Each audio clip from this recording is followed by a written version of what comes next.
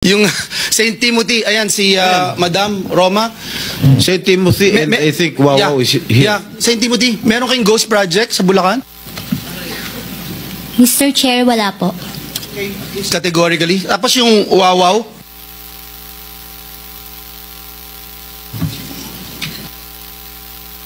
Good morning po. Yeah, can you answer yes or no? Ghost project?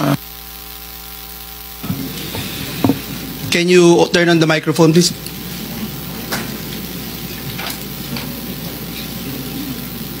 It's a yes or no question, sir. Wow, you're You don't looking, even know? You're looking for your lawyers? Wow. I invoke my right of self-incrimination in your honor.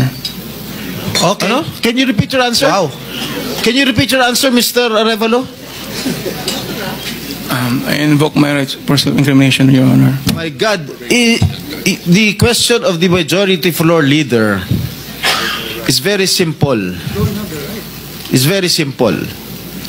Do you have any ghost project in any of the areas here in the Philippines?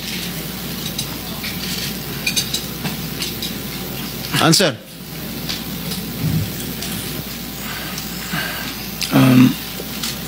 Dahil may mga usapin po na kakasuhan yung mga kontraktor ng DPWH po at parte ng ulat ng Senado na magpagrekomenda ng paghahain ng kaso laban sa resource person, ang payo ng aking mga abogado ay huwag magsalita sa panahon na ito dahil anumang pahayag ko sa pagsisiyasat. Sino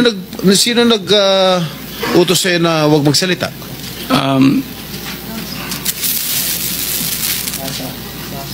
Sino? May binabasa ka ba? Ginawa ko po, Your Honor. Ano binabasa mo? Pasensya po kasi kinakabahan po kasi po. It is only answerable by yes or no, Mr. Arevalo. Is there any ghost projects of Wawaw builders? This is what I discovered, and the former secretary confirmed during the first hearing that there indeed are ghost projects. Bine-verify pa po namin, Your Honor, ang ano kung meron po. Ano ka ba sa Wawaw? Are you the owner? Yes po, Your Honor. And you should know. Majority Leader, it's your time, huh? Yes, Mr. Chairman. I'm just disappointed, Mr. Chairman, kasi pambira ka, sasagot ka ng ganyan, ghost project. Parang tinatanong ka kung tao ka, hindi mo alam kung tao ka.